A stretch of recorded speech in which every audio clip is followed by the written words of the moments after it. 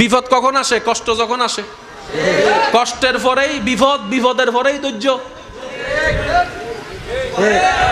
এবার আমি বলবো, আপনারা শুধু আছে না নাই, আপনারা যেটা মন চাই সেটাই বলবেন। এজিদ বাহিনীর কাছে ফানির কষ্ট আছে।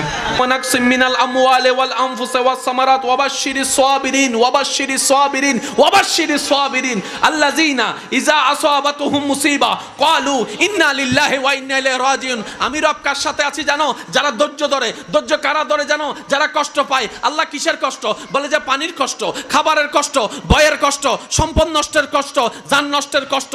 এই কষ্ট পাওয়ার পরও আল্লাহ আমি কিভাবে বুঝবো তুমি কার সাথে আছো? বলে যে যাদের ভিতরে দেখবা হাজার কষ্ট আসার পরে আমি আল্লাহর প্রতি কোনো আপত্তি জানাই নাই, আফসোস জানাই নাই, বিরক্তি দেখাই নাই, কষ্ট দেখাই নাই, প্রতিবারেই বলেছে আলহামদুলিল্লাহ, আল্লাহ তুমি যা করে খুশি, আমরা সেটা পেয়ে খুশি। বলেন না সুবহানাল্লাহ। রব চায় বান্দা কিছু একটা কর, অল্প করে হইলেও কর, আমার জন্য কর।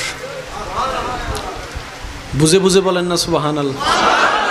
বান্দা কিছু একটা কর, অল্প করে হলেও কর, আমাকে খুশি করার জন্য কর। ওই করাটা এমন ভাবে কর যে করাটা দেখে আমি মালিক খুশি হয়ে তোর সারা জীবনের গুনাহকে মাফ করে দিতে পারি। আর আমি যদি মাফ করে দিই, তোকে জাহান্নামে নেওয়ার ক্ষমতার কারণে জান্নাত তোর হয়ে যাবে।